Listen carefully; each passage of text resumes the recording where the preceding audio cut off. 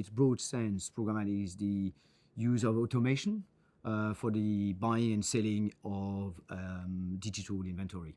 In traditional display advertising, we're buying packages of media from publishers. So we go to a publisher and say, give me 100,000 impressions of people that might be interested in buying a new car. And then the publisher decided which impressions we buy and which users we actually reach. In programmatic, the control is moving to the buy side. So the publishers are offering us all their impressions and all their users.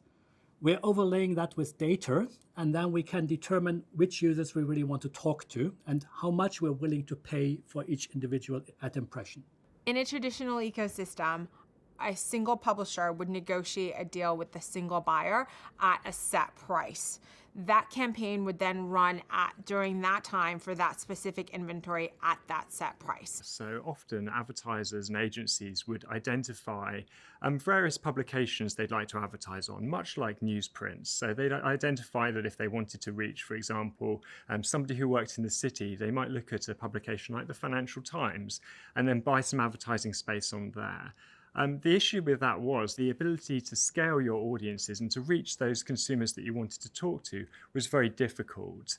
So Programmatic came along and helped ease some of those burdens, and you were able to reach more of your users in a more cost-effective manner. So an example might be a luxury travel business who wants to reach consumers who are interested in their Caribbean getaways. Of course, habits of users across the web means that they view a whole load of websites within their daily lives. So to be able to find those users across the sites which you wouldn't expect them to be on is a great way to be able to reach those users when they're in a slightly different frame of mind.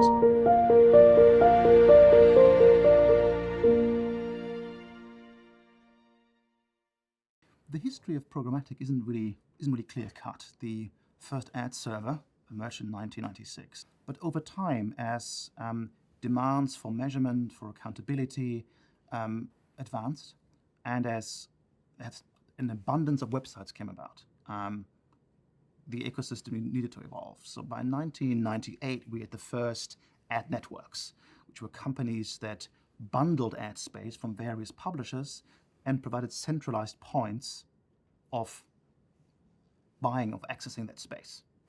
Programmatic began as a means of making the liquidity in the display market more efficient, and programmatic made sense as a means of buying and selling that media.